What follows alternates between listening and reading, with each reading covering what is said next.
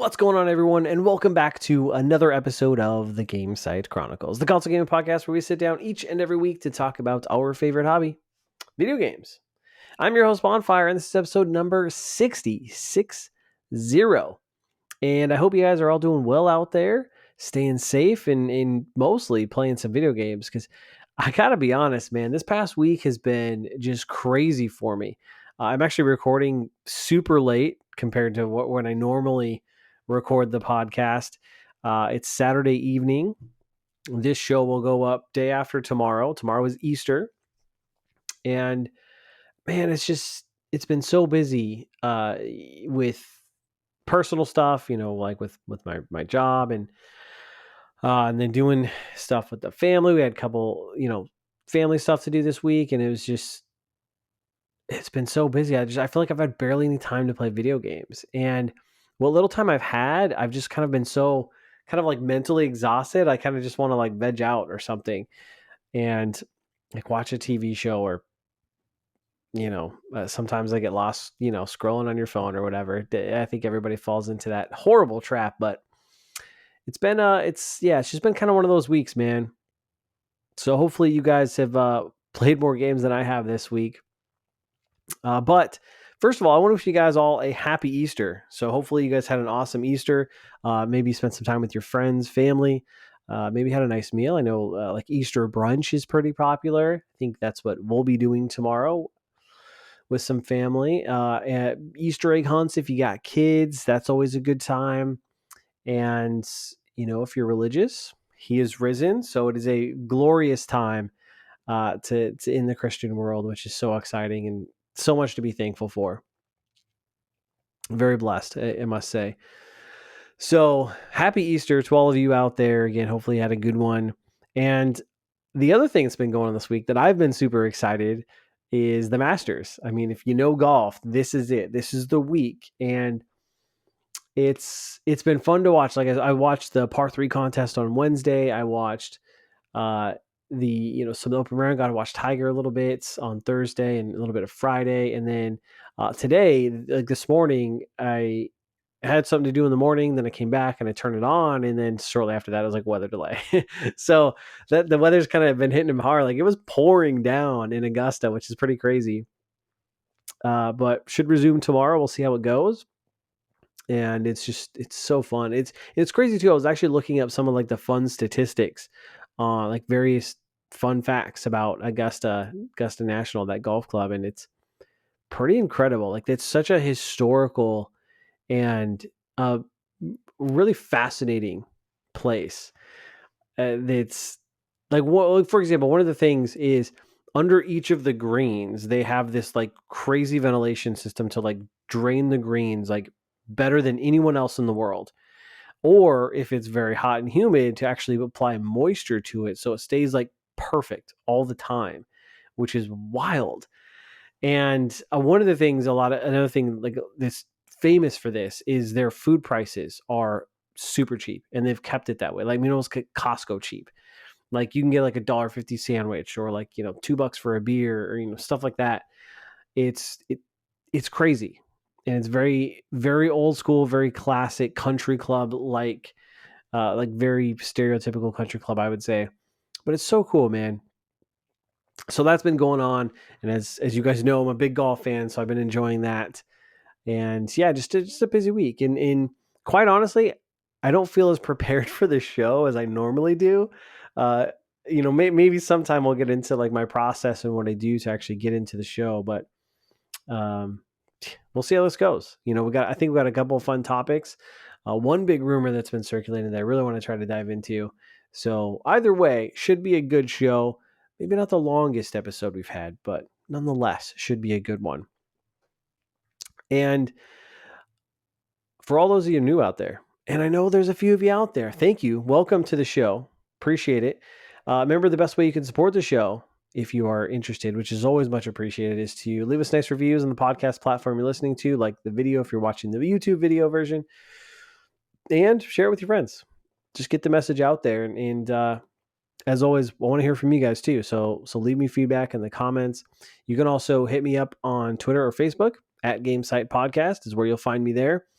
Video episodes of the show go up on both YouTube and Rumble, which Rumble is a pretty cool up and coming platform, the YouTube competitor, if you will. So we're on both platforms. So you choose whichever one you'd prefer. And we got the Clips channel going. So Gamecite Chronicles Clips is up. It's a separate YouTube channel where we put up highlights in both YouTube short version as well as kind of longer video, anywhere from 5 to 10, 12-minute clips. Fun little segments from the show to put it out there. That's been going well. So thank you for your support on that. I really appreciate it. It's kind of funny how my existing channel does fine, but it's kind of been pretty flat. And then you put this Clips channel out there, and while obviously the sub count is way lower than my actual YouTube channel, but traffic wise, it's doing a lot better. So it's just kind of funny how that works, but it's exciting. It kind of gives me a second outlet to maybe find some new audience and stuff like that. So it's going well. So again, thank you guys so much for that. And as always, remember to catch new episodes of the show each and every week, Mondays, 9 a.m. Pacific Standard Time.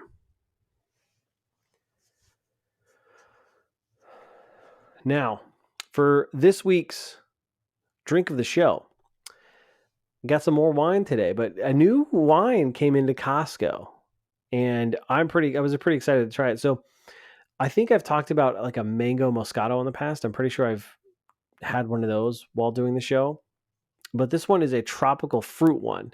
So you can tell I like my sweet wines. And let me tell you, it's tasty, I must say. It just came in at Costco, and it's so good. So that's what I'm doing. I'm also super tired.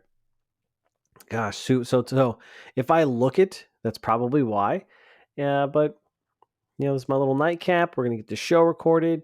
Maybe catch some sleep, and it's gonna be good. Then we're gonna have a nice day tomorrow. So got that going. So that aside, though, for this week's show, what are we going to talk about? There's a couple different fun things I want to talk about, some big news, if you will, to cover. And the first and foremost thing we got to cover is that we'll be talking about on the show, I should say, is that big rumor about that new Sony handheld that's kind of been percolating all over the internet. So we're going to touch on that. Also, I want to touch on the Super Mario Bros. Movie because I saw it, and so I want to share my thoughts. A spoiler-free review we'll be doing of that. And then I've also just seen this, and I kind of want to address it as we do regarding kind of this whole Xbox Activision deal around this incessant need from Xbox fans, in quotes there, to just buy everything. Like that's their answer to everything. Just buy it. So I want to talk about that just a little bit. But before we get into any of that, we have to talk about the games that we're playing. And as always, I want to hear from you. What games have you been playing? Let me know down in the comments below, because it's always so fun to hear what everyone's playing. Because people play games in so many different ways, and not everyone's playing the latest, greatest releases, or maybe someone's super into this, like a certain live service game, what have you. It's just fun to hear what people are playing out there. So let me know. For me, I haven't put any more time. So I know the last couple weeks I've been playing, I think the last 2 weeks or so, I've been playing Metroid Prime Remastered. I haven't really played any more of that this week, though I do want to get back to it. But I have put in a little bit of time with Resident Evil 4 Remake. And so I'm about 8.5 to maybe 9 hours. And I just finished Chapter 7, actually, before I started recording. And I'm really enjoying it. This game is awesome. It's so good. Again, I don't have the original to compare it to in terms of like experience wise, like 'cause I never played the original. But I was thinking about this as I was playing the game. Like in the PlayStation 1 area, you play Resident Evil 1 and 2 and 3 actually. So you play that trio of games, which at that time were kind of very static cameras, the whole door opening thing, all of that stuff, very very different than Resident Evil 2 and 3 remakes. But imagine going from that in the PlayStation 1 era to either via the GameCube or the PlayStation 2 in, I think it was what, 05, 06, to Resident Evil 4, which is a, third person over the shoulder kind of game. That's such a big jump from Resident Evil 1, 2, and 3. Like I can totally see how this just took the world by storm. But it's really fun. This remake is awesome. I love the campiness of it. That's like one of my favorite things, and it's even fun just watching like Leon. Like sometimes you when an enemy's attacking you, sometimes you have the option to evade, and you can press the button prompt, and he'll like do a backflip or like something. Like, was that really necessary? You could have just like ducked or jumped over it, but no, Leon's got to do a backflip. Or like he like does like roundhouse kicks to people, which is so great. And some of the dialogue is just fantastic. So the campiness of it is, it's so good. There's like a charm to it that I really really like. And as I think I mentioned this last week, but it's definitely more action oriented, especially when compared to like 2 and 3. But it's very very fun. The weapons are great, and I gotta say it's kind of hard in certain areas. And the villagers, kind of the first, I don't know, when you're in the village section, which is the first big section in the game, like those village mobs are crazy. And there's a couple of them that I got a little frustrated on. And then there was this one boss battle recently that I I died a few times, and I was getting a little frustrated. I was like, I don't know what I'm supposed to do here, and I finally figured it out, and then beat it and got through. But the boss battles are great too. Like I am getting a lot of Resident Evil 8 vibes in terms of kind of the characters, obviously the setting, which is good, right? And obviously Resident Evil 8 and all of that is heavily inspired by Resident Evil 4. I think that's pretty clear. But it's so good. Like the boss battles are awesome. I'm really enjoying those. And there's one thing. I don't think this is a spoiler, especially since this is a remake and this game's been out for a while. And I think most people have probably played it. But they kept this in the game. So like once you meet Ashley, which is this girl, like the main thing is you're trying to save this girl. Once you meet her, you can find her cell phone, which is like broken right by her. But they kept like the original cell phone. It's a Motorola Razr, which is like totally from that time, like 2005, 2006. And it was a pink Motorola Razr that she had. And I love that they kept that in there with the remake, because it's just like a sign of the era, sign of the times, that type of thing. So shout out, man. This game is really awesome. I want to get back to it. I want to continue playing it. Like I said, I'm really enjoying it. The other thing I've been thinking about a lot too is I really need to get back to my PSVR 2. I have not played it much over the last several weeks, to be honest, and I really want to play Horizon. So that's probably the big PSVR 2 game, the system seller, if you will. I don't think it is a system seller, but I want to get back to that and jump into that. That's definitely kind of moving up on my list. And then I found this RPG that I wanted to give a shout out.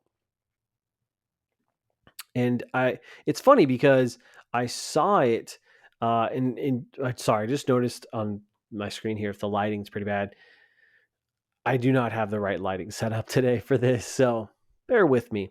But I got the PlayStation app on my phone, and they'll push notifications and stuff like that. And I saw one, I was like, oh, for this like game that's coming out, and I was like, oh, okay. I was like, I clicked on it, checked into it. It takes you to the link to the PlayStation blog, for this game called Honkai Star Rail, and I don't know if I'm saying that right, but it's a space fantasy RPG.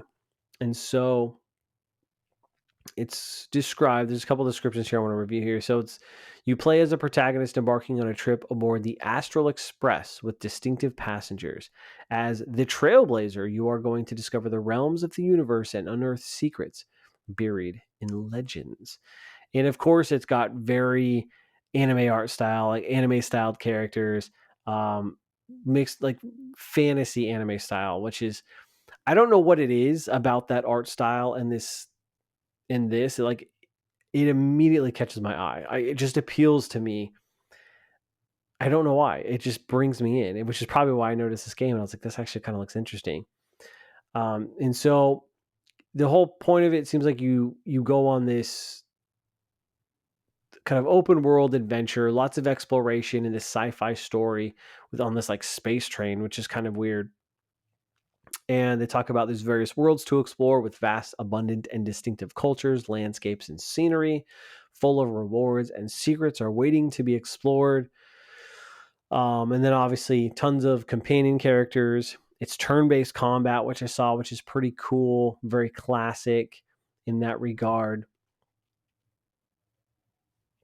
And I gotta say, it looks really cool. I think the art style looks really cool. It's definitely got kind of maybe a double A feel, not quite a triple A game, but it looks cool. Beautiful art style. I don't know, man. No release date yet. It just says coming soon. So I could see this being like a summer game. And in the comments, a lot of people reference Genshin Impact. So I'm wondering, is this the same developer who did Genshin? Hoyoverse. Let's see. Hoyoverse developer. Oh yeah. So it's done by the guys who did Genshin Impact. So think that's clearly I did not realize that. So there you go. Think that style of game, but turn-based JRPG style of combat. This game looks dope, man. I'm gonna keep my eye on it. I don't think it's available in the PlayStation Store, so you can kind of like wishlist it or whatever. But dude, check it out. Again, it's called Honkai, Honki or Kai Star Rail. And they've got an article up on the PlayStation blog you can probably find there. But I don't know, man. I wanted to give that game a shout out because I don't know. It looks appealing to me. I'm gonna take a sip of my delicious wine here.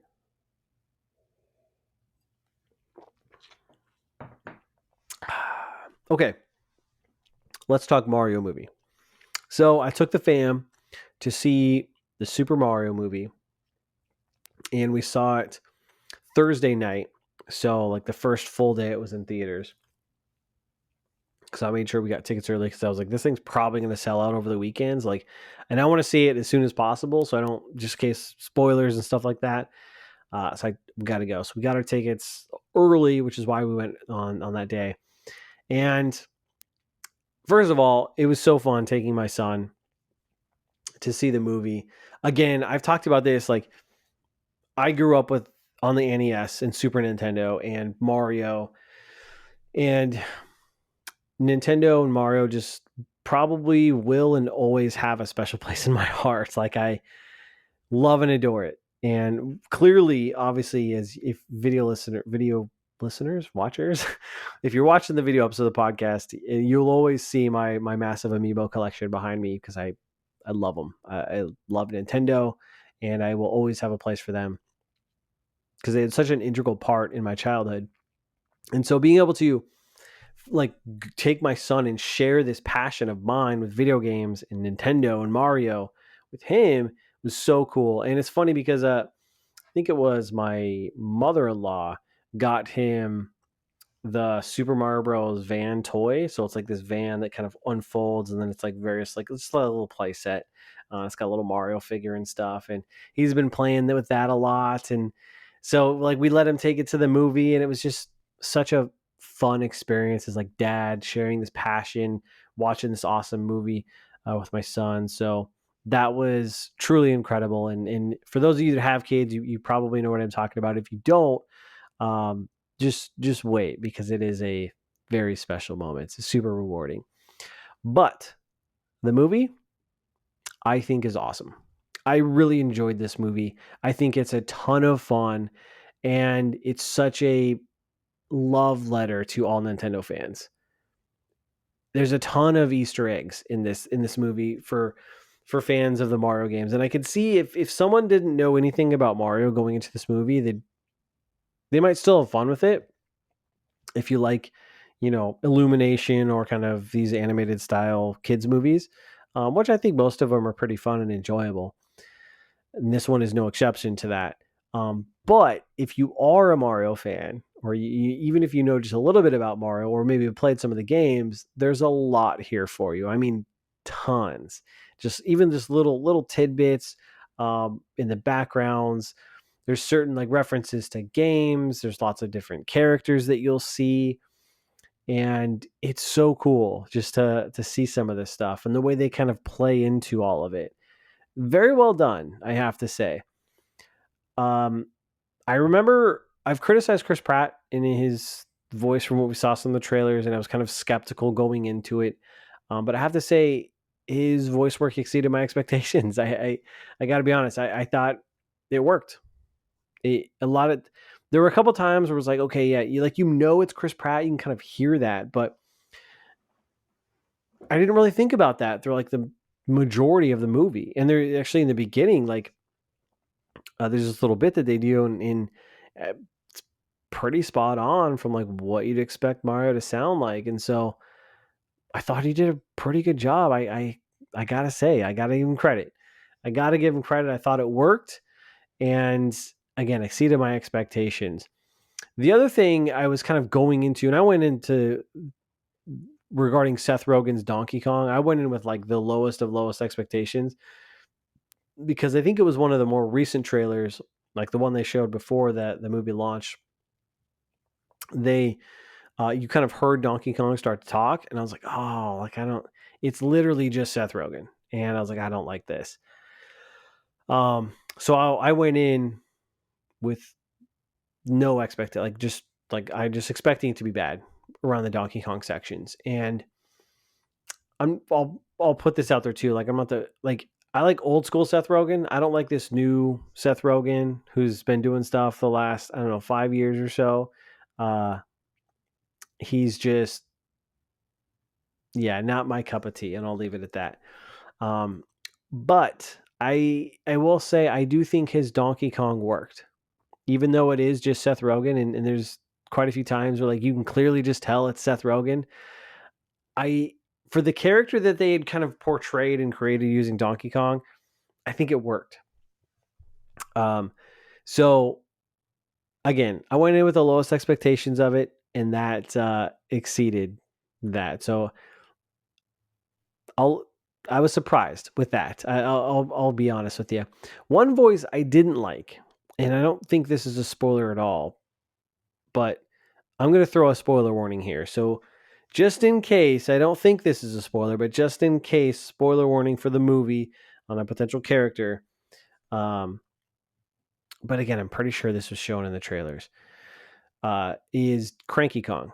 I did not like Cranky Kong's voice at all. Like I don't even remember who's doing that voice, but it was not good.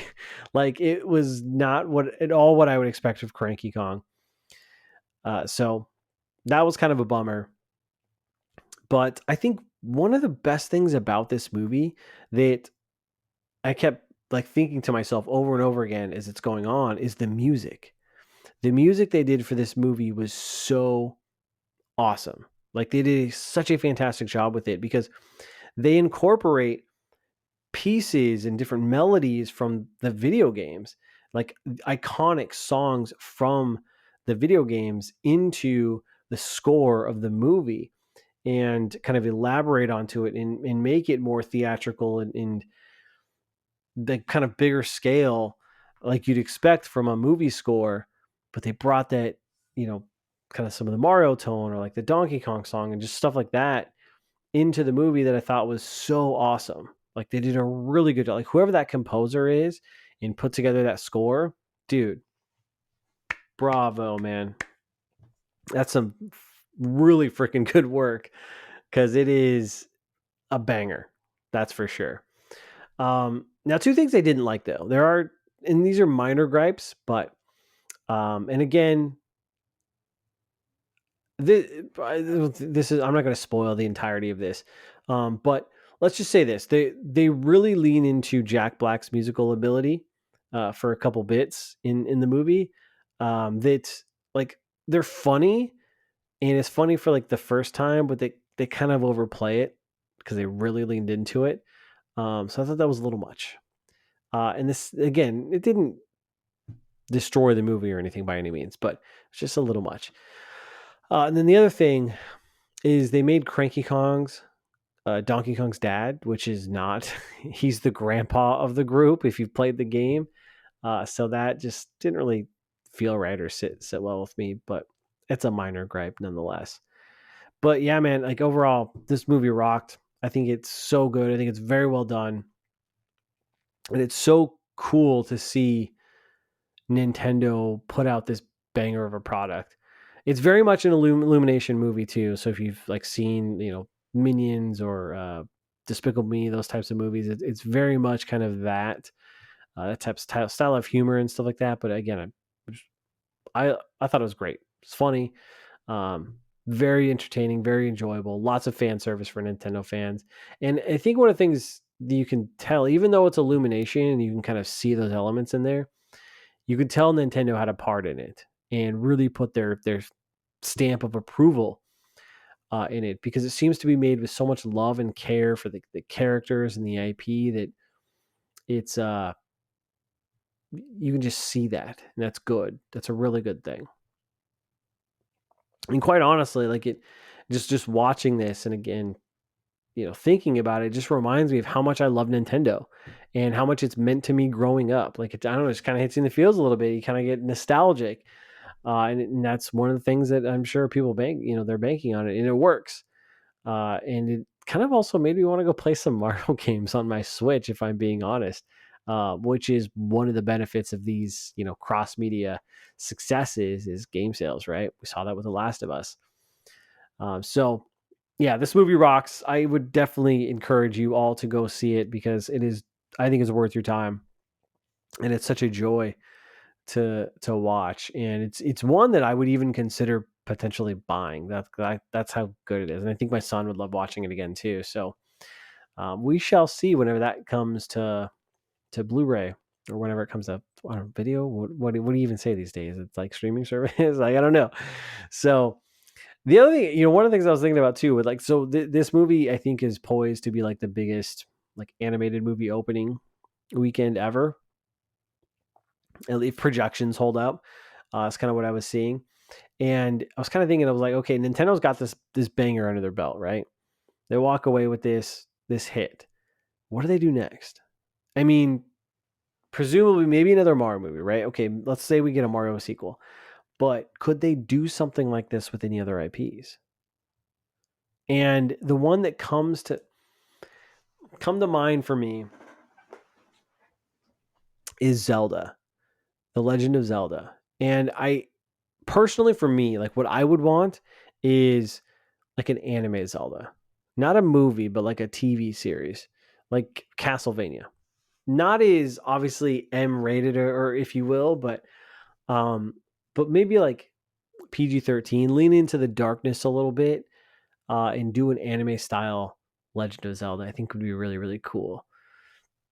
But I don't know, man. They've got so many wonderful IPs, so many wonderful stories I think they could tell and put together that it'll be really exciting to see what Nintendo does next, especially with this. And I don't know, man, but Mario movie, it kicks absolute ass. So go see it.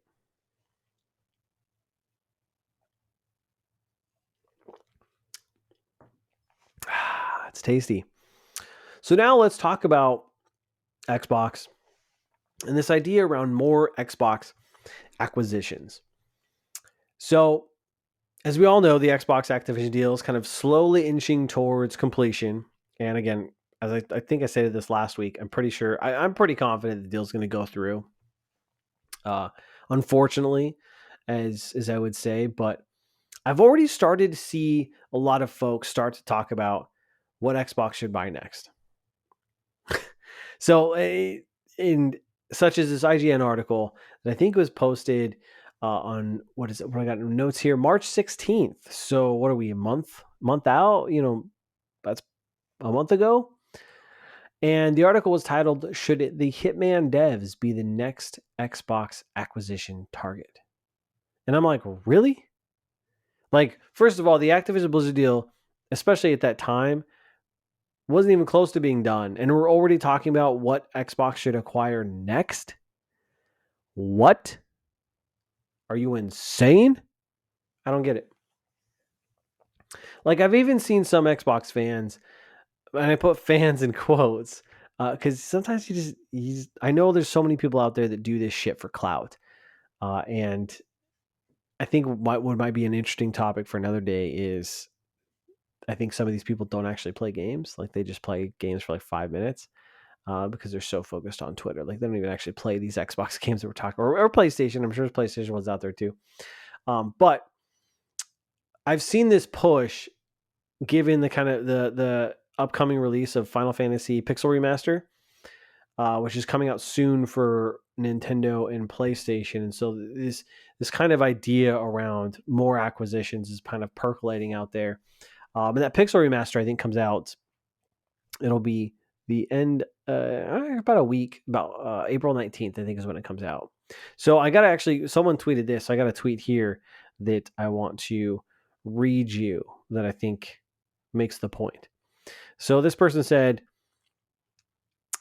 MVG, which I think is someone else on Twitter, said that the ROI makes it worthless to port some games to Xbox. If that is the case, then Xbox needs to buy more studios and make more exclusives, because PlayStation is just getting free exclusives at this point, and this is reducing the competitiveness of the Xbox brand.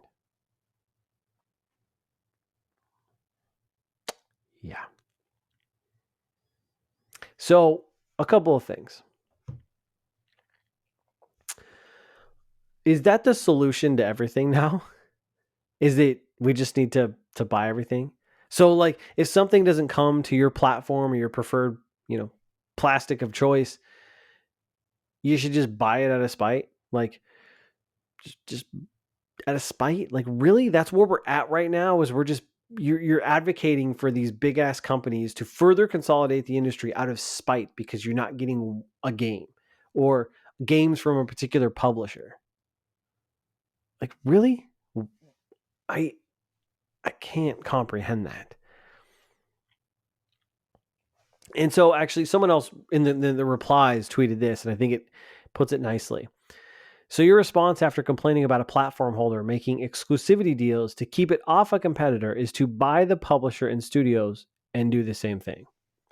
And I think that's exactly right. That sums it up. Chef's kiss.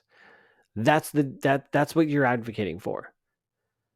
Is just going the other way, just your way. I mean, this is like politics at this point between like Republicans and Democrats here in the United States, where it's not about actually doing what's right or winning. It's about scoring more points against your opponent.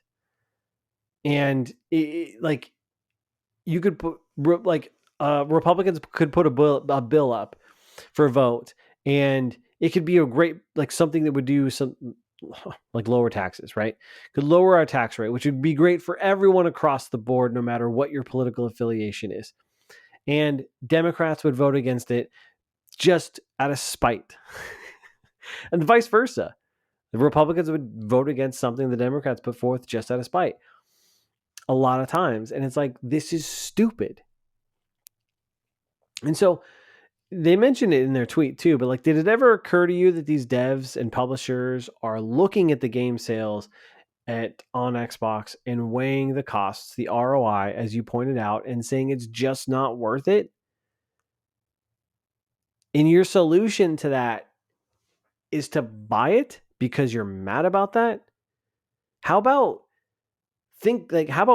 fix the problem? Why aren't people buying games on the platform, or buying these style of games on the platform?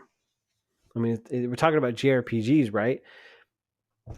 I mean, let's be honest here. PlayStation and Nintendo have had a long history of JRPGs before Xbox was even around making consoles. So you got to find a way to get in there, and you just want to, that's your in, is just to buy it. That makes a lot of sense. Instead of actually making a platform and an ecosystem that would thrive and draw people who love those style of games onto your platform, that would actually be willing to pay for those games. That's your solution. We can't do that. We can't actually right the wrong. We just need to buy it up, because we don't actually create anything over at Xbox, it seems like. And it's like, we already know that on the Xbox side, that Game Pass erodes sales on the platforms. That's been stated out there. That's through this whole Activision deal that's kind of come out, which is a no-brainer. I think a lot of people already kind of saw that writing on the wall. That it totally makes sense. And so to me, that indicates that if your game isn't on Game Pass, or in the rare instance, like a big blockbuster AAA game like an Elden Ring, so kind of the exception to the rule, you're likely not to sell very well. And you'll definitely get overlooked by everything in Game Pass related, because that's what everyone's focus is. Again, anytime someone talks about Xbox, it's about Game Pass. For all intents and purposes, Game Pass is Xbox, and Xbox is Game Pass. They are no different. It's not, it's almost the point where it's like not even a subscription service. Like, that is the platform. You know what I mean?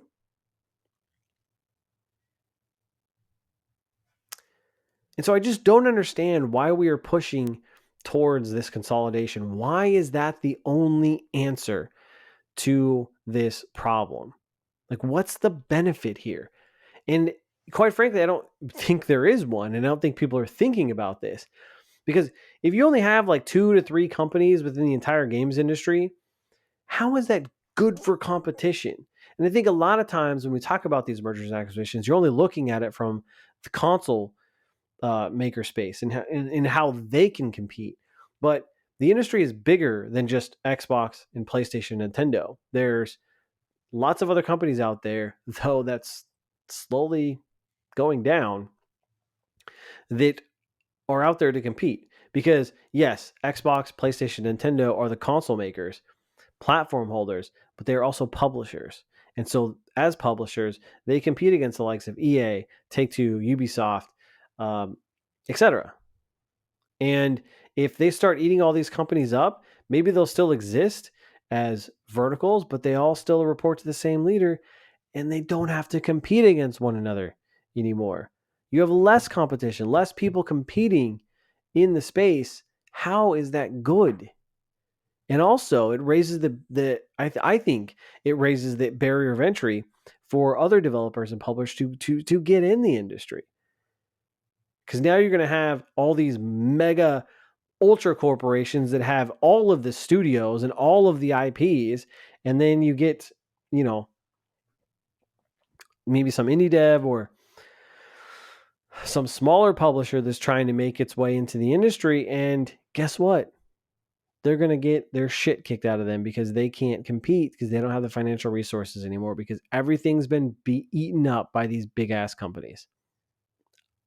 I don't understand that. And it's like we're getting to a point to where like Microsoft and Xbox are reaching like Disney and Disney Plus, like Game Pass being Disney Plus. And I don't know if you've seen what's on Disney Plus lately and what Disney has done to some of their biggest franchises and IPs, but they've all turned them into content fodder for Disney Plus. And the quality has degraded exponentially. I mean, just look at Star Wars, look at Marvel, look at the Santa Claus, which, man, my wife and I love the Santa Claus movies. National Treasure, Willow, etc. It goes on.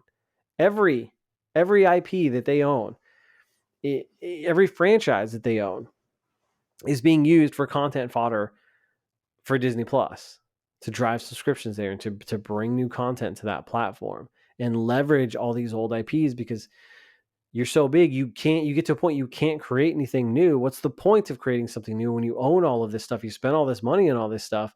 You've got to use it until it's dead, 6 feet under the ground, shriveled, because you've extracted every ounce of life it had. And it is it's a literal hollow shelf of ash to what it used to be.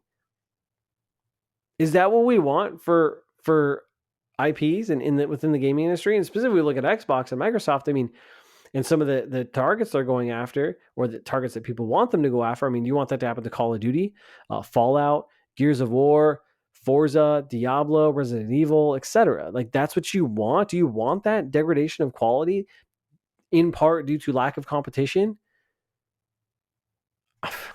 I think you're absolutely insane if you want that. Again, just look at Halo. one of the most beloved first-person shooters in the industry, an iconic, and some of the best games. And look at it now, a hollow shelf of itself. It's sad. It's very, very sad. And as a side note, and I think one of the things that people often overlook when talking about these exclusivity deals is that, especially with like take Final Fantasy 16 for example, a lot of times PlayStation comes in other company. This isn't PlayStation is the only one, but I'm using them as an example of Final Fantasy 16. But they come in and either help fund the game to completion, which I think was actually part of the case with Outriders in Xbox, but I could be wrong on that. But they help fund the game, get them through some financial troubles, or they actually literally help develop the game and get it through to completion, in kind of in exchange for exclusivity rights. And I know on Final Fantasy 16, I think it was recently reported that PlayStation has helped develop that game at this point. They are more active developers assisting in that game. So does anyone ever think about that? Like, what Xbox can do that. Xbox can go out and offer up developer resources, help people to finish their games, optimize them for the Xbox. And maybe they do, right? And it's just not reported. I don't know.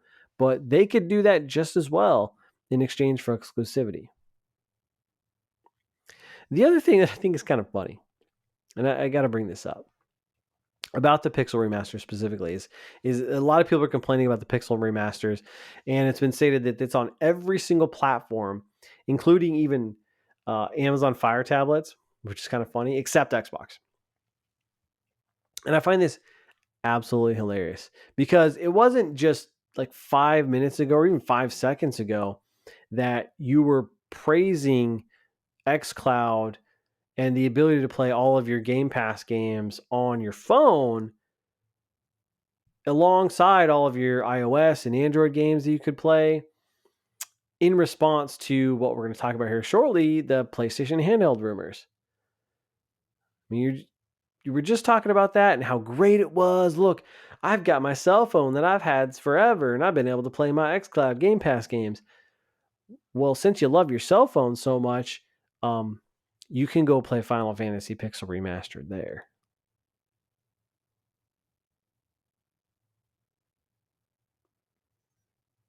And when folks were upset about, Redfall, the PS5 version being canceled, and then they said, well, exclusive exist. This is just the business. Go buy an Xbox.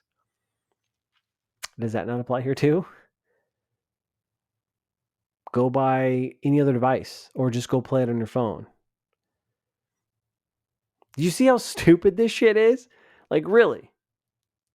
It's kind of stupid, but it's kind of funny at the same time. Slightly related, but kind of unrelated to Xbox altogether.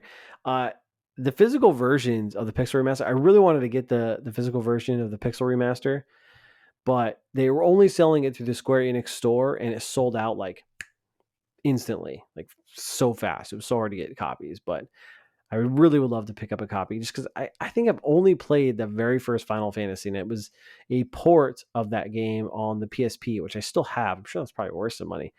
But that's the only one of the first 6 that I've played, I believe. And I've heard 6 is so good, so I really want to play through that one, but oh well, I digress.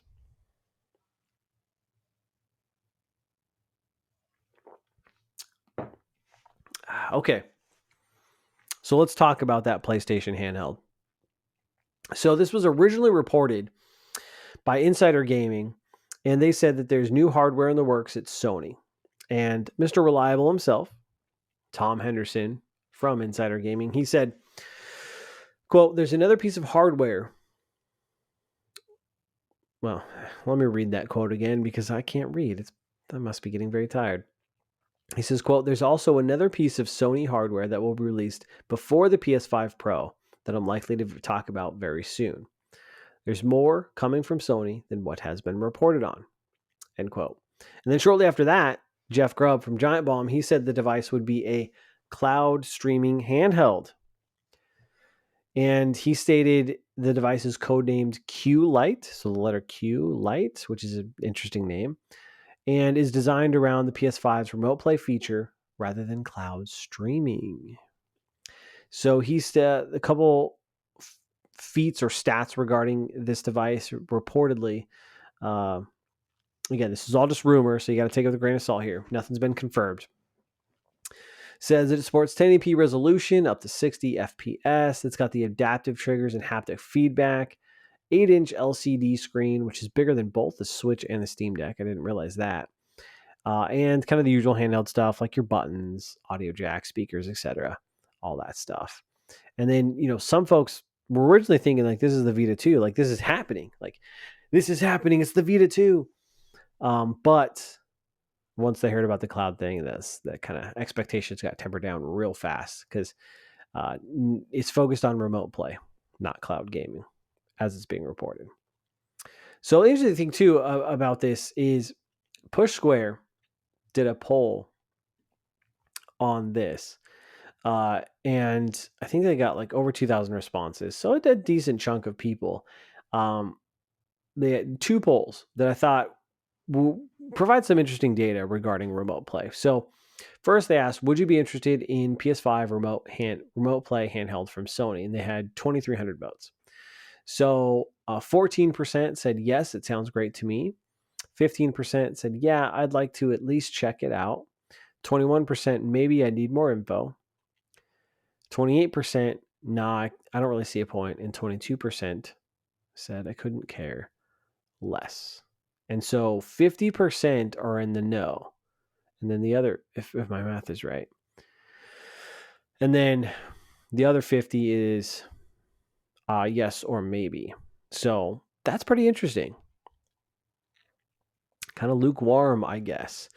And the other, the one that I think is a more interesting poll is, do you use PS5 remote play at all? And this one had just 2,100 votes.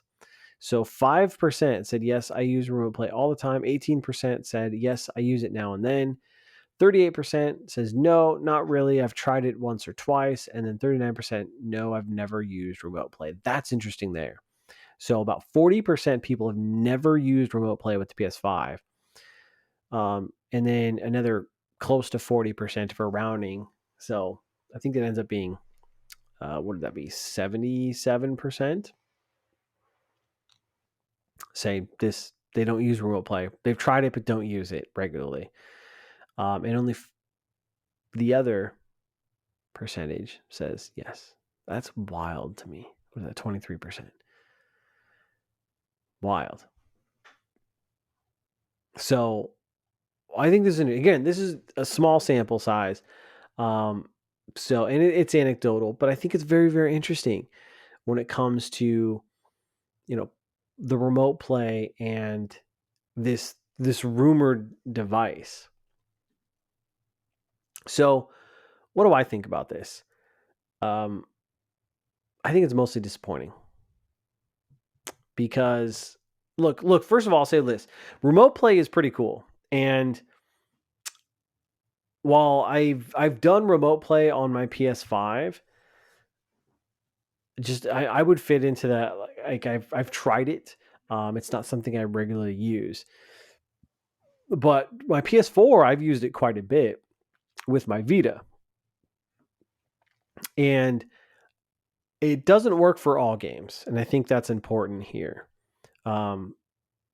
It's not going to work for like a Twitch shooter or something that involves a lot of timely reflexes.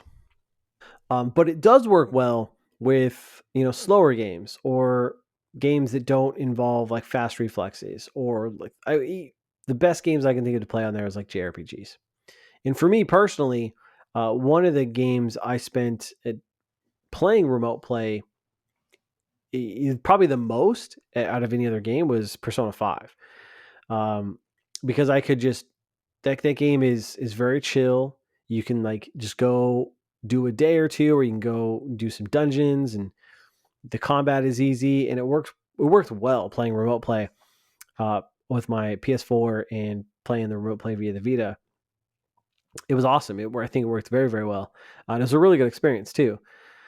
So I think it's a really cool feature, but it's not for every single game, and it's something that is very, very niche, or niche, as they say. But I think what hurts this the most is not being able to play native games on it. Not being able to do anything natively is the big turnoff, because I think that's what's appealing about some of these other devices. And it's confusing to me as to, like, why not have that ability? Maybe not with all games, and I wouldn't expect them to do something like a Vita 2, to where they're making dedicated software just for this, like exclusively for this device. But I think we're kind of reaching a point to where having the option to play something handheld, I think people really, really find that attractive. I mean, we all know the Switch, right? The Switch is, I don't know where it's going to end up in terms of consoles sold overall, but they're catching up to PS2. They won't pass PS2 because I think that it's at the tail end of its life cycle, but it's still selling well. And it's like one of those devices, like everyone's got a Switch at this point, it feels like. And it's appealing. Because you can dock it, but then you can take your games with you, and I think people really like that hybrid flexibility. And then you've got something like the Steam Deck, which I know people like, and I've heard good things about it. But it fits into that category to, like, okay, you can play on your PC, or if there's a game you want to play, download it on the Steam Deck and play it there. That you can take it with you. That's awesome. But again, the ability to play natively. Now, this whole cloud streaming thing seems to be getting more and more popular, especially with the rise of subscription services like Game Pass. And I think that's really cool too. I've not tried it, but I think that is very appealing, because as long as you have a reliable internet connection, and you can access your library and just kind of play games wherever. So again, that's wherever you go. It's traveling with you. That's cool. But this, without that ability, and just you're kind of tethered to your PS5, wherever that is, that kind of limits the capability that I think the functionality I think a lot of people are looking for. Because I think if you add the ability, like, why not take what Steam does and kind of give it this, like, Steam Deck verified? So you could say, like, whatever this Q-Lite verified, or whatever this ends up being, like PSP2, or whatever the name is, like so and so verified. Whatever the game is, it can be verified. And not all games are going to be verified. Like, I wouldn't expect, the, like, Horizon Forbidden West or something to be, PlayStation handheld verified by any means, but tons of other smaller games could, like, maybe, for example, some of the PS4 games, like the Medieval remake, or you could do, like, maybe you could even get it to run, like, some of the old Killzone games, or some of the PS3 games. Like, I don't, in some of the even smaller indie titles, like, I don't know, like Hotline Miami, or Habroxia 2, which I talked about that game earlier this year. Like, why not some of those smaller games? Why not be able to be able to download those, play them natively on your handheld device, and then if you want to play those, more higher end PlayStation 5, maybe even some PlayStation 4 games, then you play it on your console. But it gives you more flexibility and options for this very niche product. Like, I don't know, I just think that would be super cool. Like, that's what I would look for in this particular device, and that's why, kind of like hearing about this, like, I'm just like, I don't know about this. I really don't. I say, well, the one thing that does sound super cool to me is the haptics, and kind of that seems like, I think a lot of people are kind of showing off, like, basically a DualSense controller, but with a giant screen in between it. I like the idea of having the features of the DualSense controller in this thing, because those features are so cool. Like, that really elevates the PlayStation 5 console a ton, in my opinion.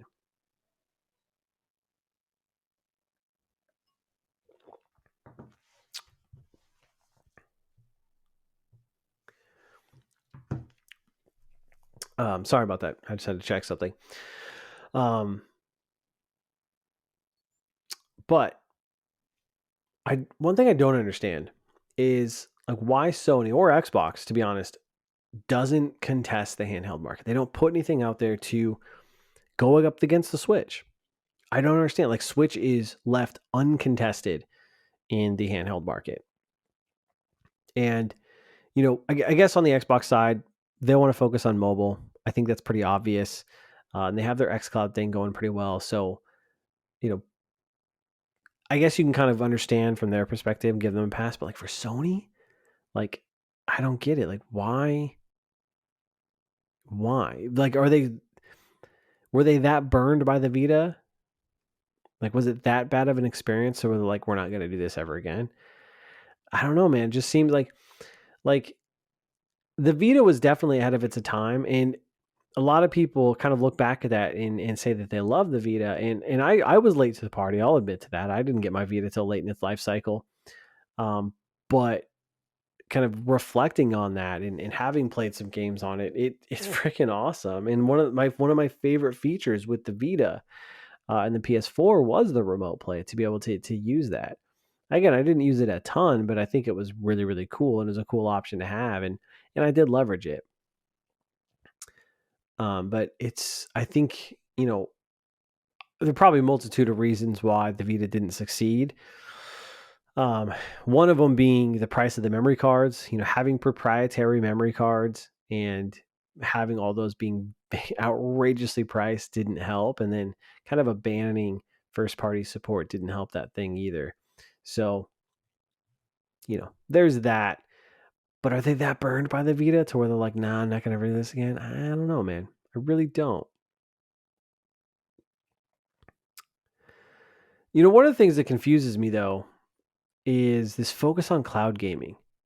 Kind of been thinking about this, with this prompt, and while this device is supposedly not going to do cloud gaming, like seems like there's been a pretty big focus with this. But, again, especially from the Xbox side, right? You've got the xCloud, and again, I haven't tried that out, but I've heard that it works pretty well. I've been meaning to try it out at some point, but I've just never kind of gotten around to it. But you've got what is it? The Logitech G Cloud.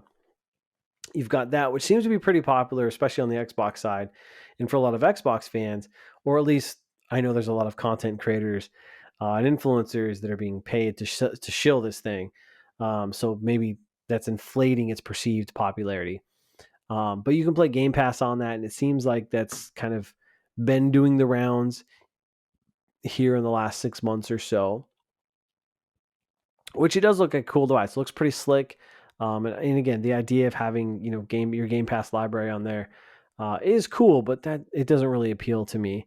I don't like the idea of having if I'm in a situation, car ride, plane ride, where I don't necessarily have reliable, stable internet or want to pay for it. Let's say being able to play natively is so important to me in a handheld device. Like that is the one feature that I think is a must-have, and that's why it does appeal to me. But one of the things I was curious about, because I was like, is this thing really that popular? I was like, how many people are using this types of stuff? And so I wasn't able to find too much, but I did find it was back in May 2022. Xbox said they had over 10 million players use xCloud, which I think if you take their estimated subscriber base right now, which is around number floating out there is about 25 million. So if you take that number, that's just under half of their player base of subscriber base, I should say, have used xCloud, which I think is probably pretty good if I'm being honest. Again, we don't know what that remote play percentage is in terms of PlayStation users, but if that poll is any indication, my guess is it's not even not that high of a percentage. So there's that. I wasn't able to find anything about sales of the Logitech G Cloud. I know that, again, that's a pretty new device on the market, and I know a lot of influencers and stuff and content creators got their hands on it and kind of shilled this thing, were paid to do so. So it's kind of hard to justify, like, is this thing really selling? Is it that popular? I don't know. My gut says no. But You also have kind of the mobile market, right? So obviously cell phones can do this. Your cell phone can access the xCloud. Your cell phone can do remote play through I think the PlayStation app. And that's where you get the kind of mobile controller market with items like the Backbone, which I think both PlayStation and Xbox have versions of that. And then I think the other major popular one is the Razer Kishi, I think is what it's called. Um, and so you've got those devices, which I've actually considered getting the Backbone because it seems like the Backbone with your phone is a pretty great way to do remote play right now. And that's kind of the Vita 2.0, if you will. And then you've got the Steam Deck, which that seems to be pretty popular amongst PC players. See, honestly, it seems like an awesome device. I've one of my old coworkers when I was chatting with, he was a big gamer, and I was chatting with him about it, and he said this thing is awesome. Like it is such a freaking good device. So you've got that, which that seemed, I've seen people play like God of War 2018 on it, and that's so dope. And like that's what you would want in like a Vita 2, right? Is be able to play like a God of War 2018 on that device. Like that's I think what the goal should be. Maybe not the MVP, but that's what the goal should be, is to get there. Now I was trying to find sales numbers for the Steam Deck, but I also couldn't find that. But I did instead come across this article from was it Steam.com or BoilingSteam.com? Sorry, my notes were a little off there. Which I've never heard of this website. So again, I don't know how reputable it is, but they made the point in talking about why Valve likely doesn't share those numbers. They're speculating on it, and they said basically the TLDR version of that is that the primary factor is that they have no incentive to do so, because whatever those numbers are in comparison to the likes of Nintendo or PlayStation, it's going to make them look bad. It's going to be completely underwhelming.